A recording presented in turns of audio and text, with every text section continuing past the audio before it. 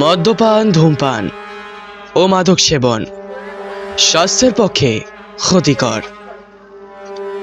বাংলা সাহিত্যের কিছু রোমাঞ্চকর গল্প দিয়ে সাজানো আমাদের এ বিশেষ নিবেদন গল্প শুনবে। আজ আপনার জন্য হেমেন্দ্র কুমার রায়ের লেখা কঙ্কাল সারথি। গল্প শুরু করার আগে বলে দেওয়া ভালো যে আমাদের এই গল্পগুলি সাধারণত আপনাদের মনোরঞ্জনের জন্য তৈরি করা হয়। কোনো রকম কুসংস্কার বা অযৌক্তিক ভীতিকে প্রশ্রয় দেওয়া আমাদের উদ্দেশ্য নয়। আশা করি আপনারা গল্প শোনার আনন্দেই এগুলি গ্রহণ করবেন। তাহলে শুরু করা যাক কঙ্কাল সারথি।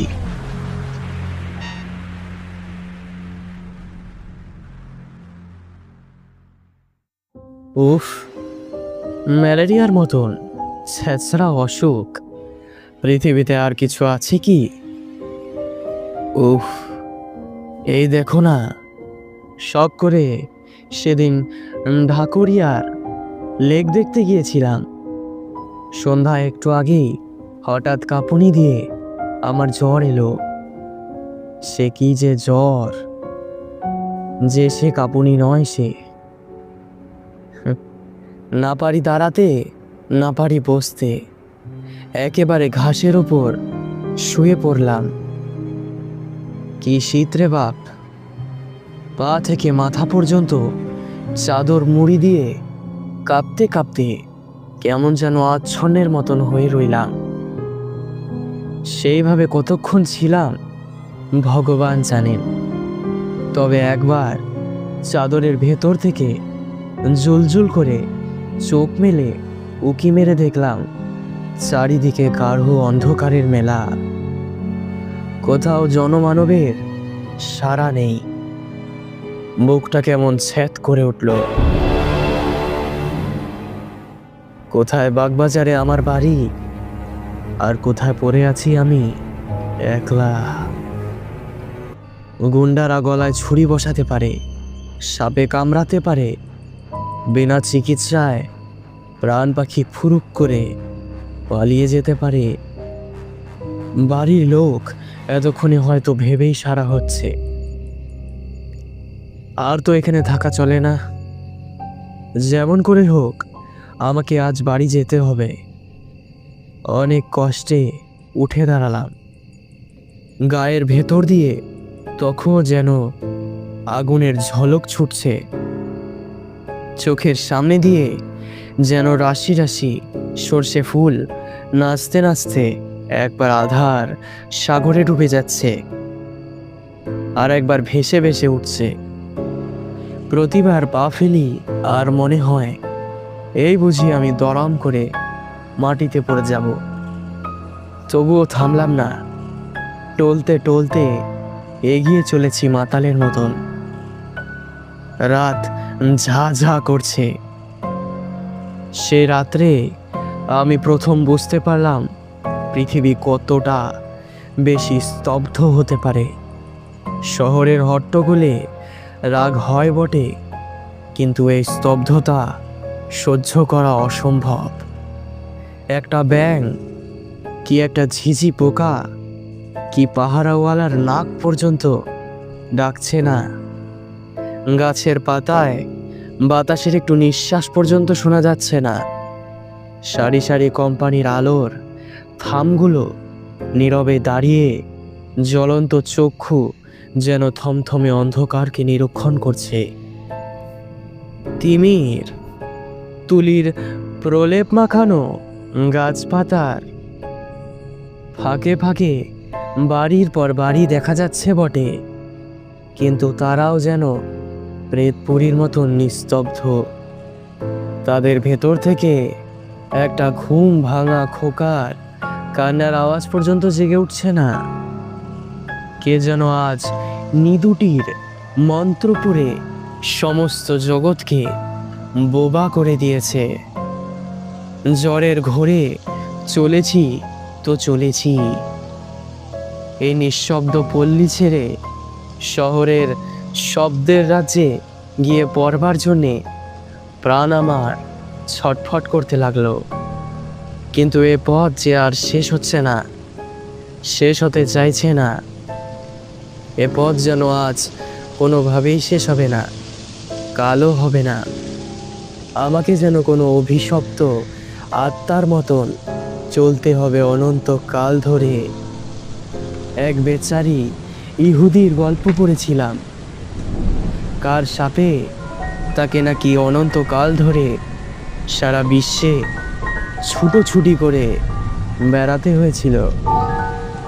আমারও তাই হবে নাকি? মাথাটা একবার নাড়া দিয়ে ভাবলাম, ধুর চাই, এসব কি উদ্ঘট কথা ভাবছি আমি। জ্বরে আমার মাথা খারাপ হয়ে গেছে মনে হয়। মাথা খারাপ হয়ে গেছে।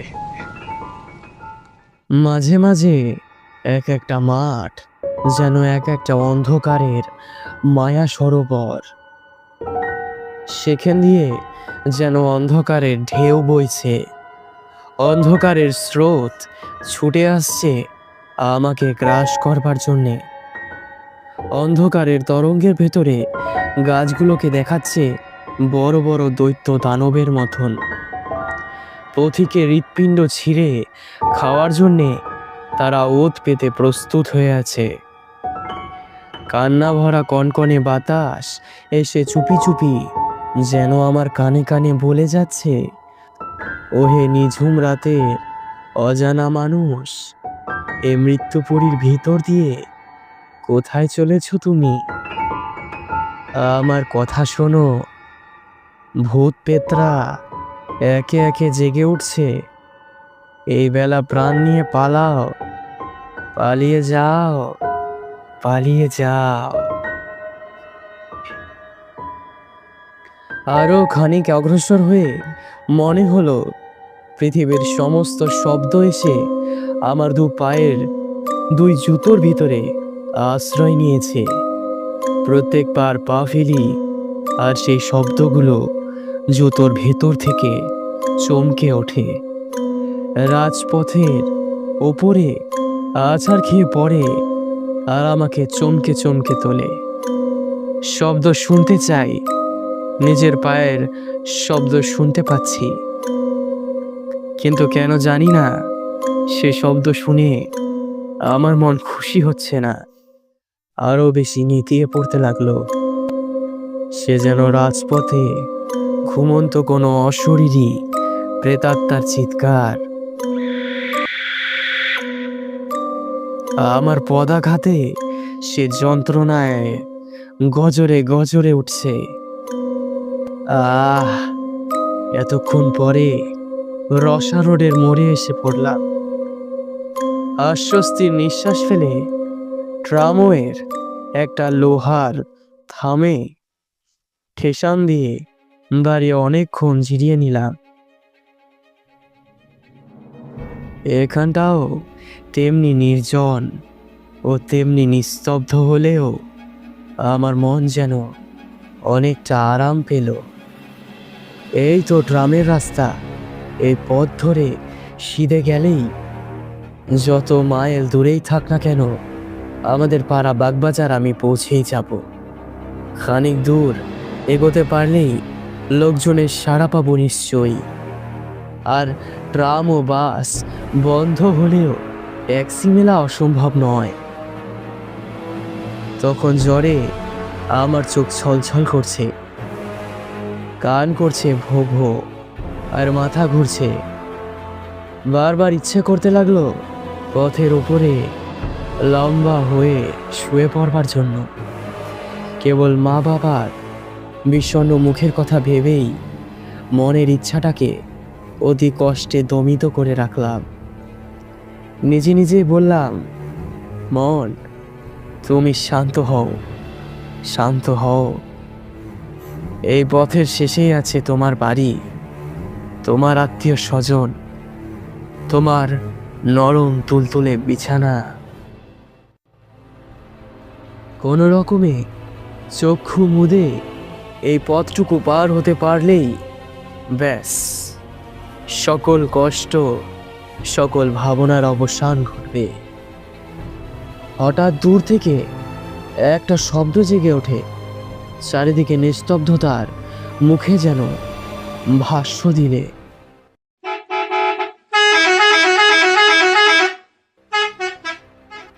ঘর ঘর ঘর ঘর করে একটা বাজ ডাকার মতো শব্দ আমার দিকে এগিয়ে আসছে। তারপরেই শুনলাম ভেপুর আওয়াজ। ট্যাক্সি না, বাস। আহ্লাদে চাঙ্গা। সোজা হয়ে দাঁড়িয়ে পথের দিকে তাকিয়ে রইলাম। তারপরে দেখা গেল নিচে দুটো আর ওপরে একটা আলো। তিনটা আলো দেখেই বুঝলাম ট্যাক্সি নয়, বাস আসছে। তাহলে জ্বরের ধমকে আমি ভুল বুঝেছিলাম। বাস যখন চলছে তখন রাত খুব একটা বেশি হয়নি। কিন্তু আশ্চর্য, এরই মধ্যে এই অঞ্চলটা এমন ভয়ানক নিস্তব্ধ হয়ে পড়ে আছে কেন? বাবা, আমার কলকাতার গোলমাল বেঁচে থাক। এ অঞ্চলে আবার ভদ্রলোক বাস করে নাকি? কিন্তু বাসের আলো অত বেশি জ্বলছে কেন? সামনের সারা পথে সে যেন আগুনের ঢেউ বইয়ে ছুটে আসছে। আর এই নিরালা পথে অত জোরে ভ্যাপু বাজাবারই দরকার কি? এ অঞ্চলে সন্ধ্যের পরেই ঘুম কাতরে লোকগুলোর কানে তালা ধরে যাবে। ঊর্ধ্বশ্বাসে ছুটতে ছুটতে ধুলোয় ধুলোয় পথ অন্ধকার করে একখানা রাঙা টকটকে মস্ত বড় বাস আমার কাছে এসে হঠাৎ দাঁড়িয়ে পড়ল এবং সঙ্গে সঙ্গে একজন তীব্র তীক্ষ্ণ স্বরে চেঁচিয়ে উঠল, ধর্মতলা, ওয়েলিংটন, শ্যামবাজার।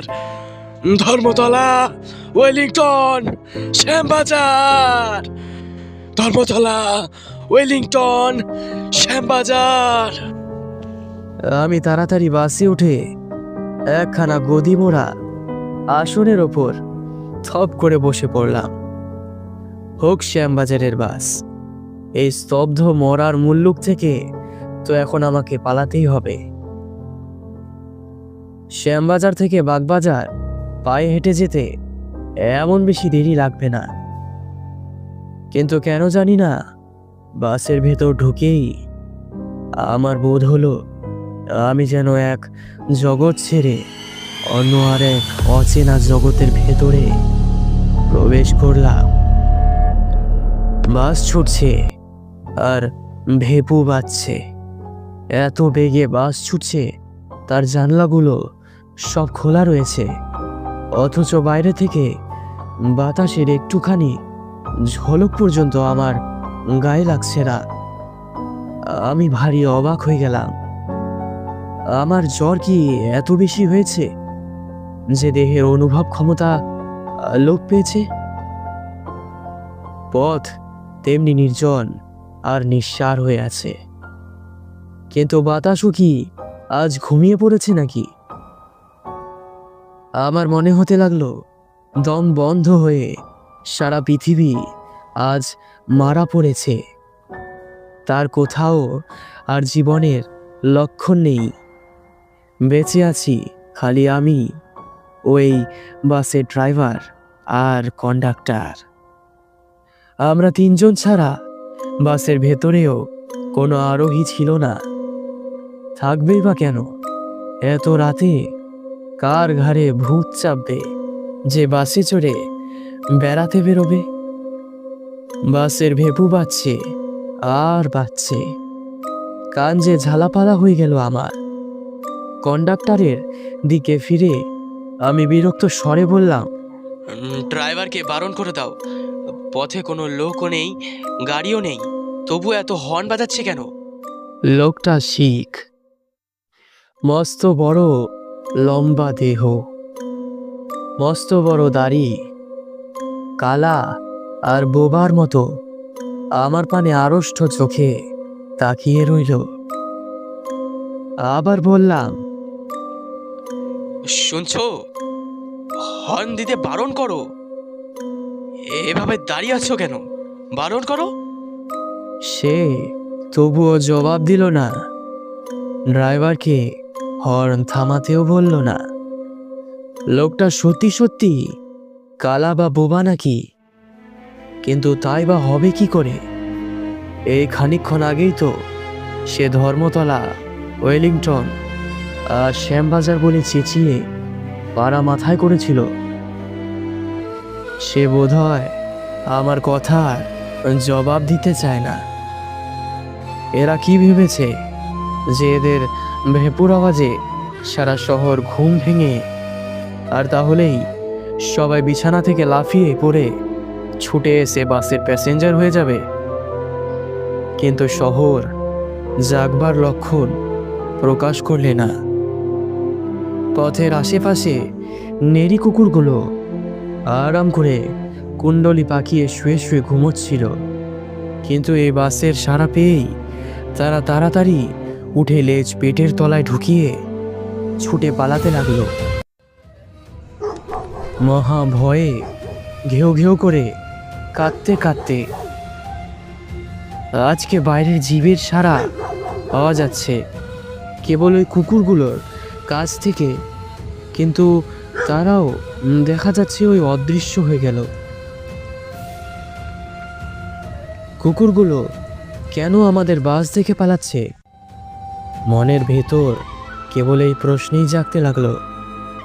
কেন, কেন, আর কেন? কন্ডাক্টর কেন আমার কথার জবাব দিচ্ছে না? ড্রাইভার কেন ক্রমাগত ভেভু বাজাচ্ছে? কন্ডাক্টরের দিকে ফিরে বললাম। সে মস্ত একখানা কালো হাত বাড়ালে। ভাড়া দিয়ে টিকিট নেওয়ার সময় আমার হাতে তার হাত ছোঁয়া লাগলো। অমনি মনে হলো কে যেন একখানা তীক্ষ্ণ বরফের ছুরি নিয়ে আমার হাতে খ্যাচ করে খোঁচা মারল। জ্যান্ত মানুষের হাত এমন ঠান্ডা কনকনে হয় নাকি? আশ্চর্য হয়ে তার মুখের পানে তাকালাম। তার লম্বা চুল আর দাড়ি গোফের জঙ্গলে ভরা মুখখানা বাসি মরার মতন স্থির হয়ে আছে। তার চোখেও পলক পড়ছে না। তার চোখ যেন পাথরে গড়া। আমার বুকটা গুড়গুড় করতে লাগলো। আজকে শহরের এই নির্জনতা, পৃথিবীর এই নিস্তব্ধতা, বাতাসের এই অভাব, ভাড়াটে বাসের এই ভেপুর আওয়াজ, কন্ডাক্টরের এই উদাসীন মূর্তি, সমস্তই যেন রহস্যময়, সমস্তই যেন অস্বাভাবিক। কি কখনোই আজ বাড়ির বাইরে পা দিয়েছি? যতবার ফিরে তাকাই ততবারই কন্ডাক্টরের সেই মরার মতন স্থির মুখ আর পলকহারা পাথরের দৃষ্টি চোখে পড়ে। কেমন একটা অমানসিকভাবে আমার মনটা ছেয়ে গেল। আর সহ্য করতে পারলাম না। ভাবলাম শ্যামবাজারে পৌঁছাবার আগে আর মাথা তুলে চাইব না। কিন্তু মাথা তুলতে হলো, আবার চোখ খুলতে হলো। প্রায় 1 ঘন্টারও বেশি সময় কেটে গেছে। গাড়ি থামছে না, ক্রমাগত ছুটেই চলেছে। তবু এখনো শ্যামবাজার এলো না কেন? মুখ তুলে জানলা দিয়ে মুখ বাড়িয়ে আমার আর বিস্ময়ের সীমা রইল না। শ্যামবাজারে তো অনেক দূরের কথা। গাড়ি এখনো ভবানীপুরেই আসেনি, অথচ গাড়ি এত বেগে ছুটছে যে। পথের দুপাশে বাড়িগুলো তীরের মতন পিছনে সরে যাচ্ছে। এও কি সম্ভব? হতভম্বের মতন মুখ ফিরিয়ে দেখি গাড়ির ভেতরে 10-12 জন লোক বসে রয়েছে। নিজের চোখকেও আমি বিশ্বাস করতে পারলাম না। আমি হলফ করে বলতে পারি এতক্ষণের ভেতরে গাড়ি একবারও থামেনি। তবু কোথা থেকে এরা গাড়িতে এসে বসলো? একে একে সকলের মুখের পানেই তাকিয়ে দেখলাম, সব মুখই মরার মতন হলুদ, স্থির, নির্বিকার। সব চোখেই পাথুরে দৃষ্টি আড়ষ্ট হয়ে আছে। কে যেন শ্মশান থেকে কয়েকটা মৃতদেহ তুলে এনে ব্রেঞ্চের উপরে সারি সারি বসিয়ে দিয়ে গেছে। তাদের ভেতরে বাঙালি আছে, খোট্টা আছে, সাহেব আছে, কিন্তু তারা সবাই চেয়ে আছে আমার দিকেই। সেই চাহনিতে কোনো ভয়ের আমেজ নেই। সে চাহনি যেন চাহনিই নয়, অথচ সে চাহনি দেখলে গা ছমছম করে ওঠে, দেহের রক্ত ঠান্ডা হয়ে যায়। তাদের চাহনি যেন চোখের ভিতর দিয়ে আসছে না, আসছে আলোকের ওপার থেকে, অন্ধকারের আত্মার ভেতর থেকে। যে দেশে জ্যান্ত মানুষ নেই, সেই দেশ থেকে। ভাবহীন অথচ ভয়ানক তাদের সেই চাহনি। আর এক আশ্চর্য ব্যাপার এই যে, গাড়ির ঝাঁকুনিতেও তাদের কারোর দেহ একটুও নড়ছে না। গাড়ির ভেতরে বসেও তাদের দেহ যেন গাড়িকে না ছুঁয়ে শূন্যে বিরাজ করছে। মনে হতে লাগলো আমার অজ্ঞাত সারে যেমন হঠাৎ তারা গাড়ির ভেতরে উড়ে এসে জুড়ে বসেছে, তেমনি হঠাৎ করে তারা আবার হাওয়া হয়ে যাওয়ার সঙ্গে মিলিয়ে যেতে পারে আমার অজান্তেই। যেন তারা ছায়ার কায়াহীন, অনুচর, দেখা দেয় কিন্তু ধরা দেয় না। আমার সভয় দৃষ্টি আবার পথের দিকে ফিরিয়ে নিলাম। গাড়ি তেমনি হেঁচকি তোলা আওয়াজের মতন ভেঁপুর শব্দ করতে করতে তীর বেগে ছুটছে, কিন্তু তখনও ভবানীপুর আসেনি। আমি শ্যামবাজারে না সোজা জমালয়ের দিকে চলেছি তা আমি বুঝতে পারলাম না। কি এক দুঃসহ অজানা টানে অস্থির হয়ে চোখ আবার গাড়ির ভেতরে ফেরালাম। গাড়িতে ইতিমধ্যে লোকের সংখ্যা আরও বেড়ে উঠেছে। নতুন লোকগুলো স্থির নেত্রে আমার দিকেই তাকিয়ে আছে। সমস্ত গাড়ির ভেতরে একটা বোটকা গন্ধ ভেসে ভেসে আসছে, যেন বাসি মরার গন্ধ। হাসপাতালে মরার ঘরে গিয়ে আমি একবার এরকম গন্ধ পেয়েছিলাম। আমার সর্বাঙ্গ কাটা দিয়ে উঠল, মুখটা কেমন যেন শিউরে উঠল। আমি কি জেগে আছি না স্বপ্ন দেখছি? আর থাকতে না পেরে হঠাৎ আমি চেঁচিয়ে উঠলাম, এই এই কন্ডাক্টর, গাড়ি থামাও, গাড়ি থামাও বলছি, গাড়ি থামাও।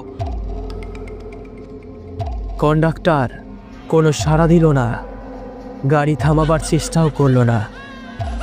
আবার বললাম, কিন্তু কোনো ফল হলো না।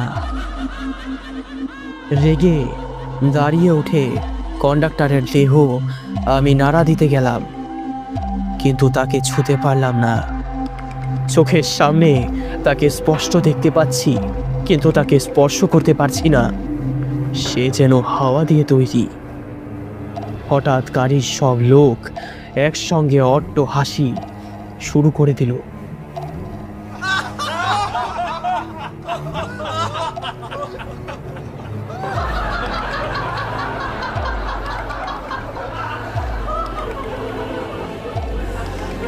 সে অদ্ভুত বিভৎস হাসি আসছে যেন অনেক দূর থেকে, অনেক আকাশ ভেদ করে, অনেক সমুদ্র পাহাড় প্রান্তর পার হয়ে, অনেক নরকের অন্ধকারে ডুব দিয়ে। অথচ তার আওয়াজ এত স্পষ্ট যে আমার কান যেন ফেটে যাওয়ার মতন হয়ে গেল। আমি পাগলের মতন চিৎকার করলাম, গাড়ি থামাও, গাড়ি থামাও, জলদি জলদি থামাও, এই ড্রাইভার, এই। গাড়ি থামানোর ঘন্টার দড়ি ধরে আমি ঘন ঘন নাড়াতে লাগলাম।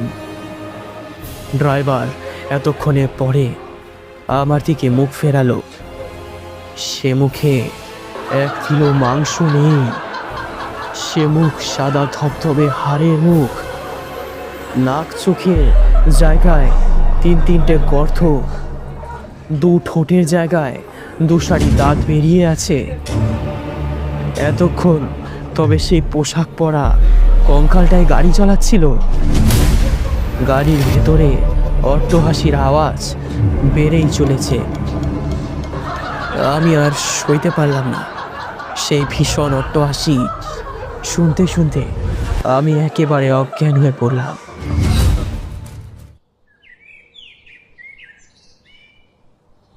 জ্ঞান হলে দেখলাম নিজের ঘরের বিছানায় শুয়ে আছি। আমার চারপাশে বসে মা, বাবা আর আমার ভাই বোনেরা। শুনলাম আমি নাকি রসা রোডের ফুটপাতের উপরে জ্বরের ঘোরে বেহুশ হয়ে শুয়েছিলাম। কালকের রাতের বিভীষিকার কথা সকলকে বললাম। বাবা বললেন, ও সব বাজে কথা। জ্বরের ঝোঁকে লেকের ধার থেকে রসা রোড পর্যন্ত এসে তুমি বেহুশ হয়েই পড়েছিলে। তারপর ওই সব খেয়াল দেখেছ, ওগুলো সব ভুল, ওগুলো সব স্বপ্ন দেখেছো তুমি। চিন্তা করো না, চিন্তা করো না। কিন্তু আমার মন বলতে লাগলো, না না না, আমি যা দেখেছি তা খেয়াল নয়, খেয়াল নয়। গভীর রাতে একলা কখনো কোনো বাসে উঠবেন না, নইলে এমনটা আপনার সাথেও হতে পারে। আমি যেরকম বেঁচে উঠেছি আপনি হয়তো নাও বাঁচতে পারেন। আপনি হয়তো সেই চিরকাল বাসেই থেকে যেতে পারেন।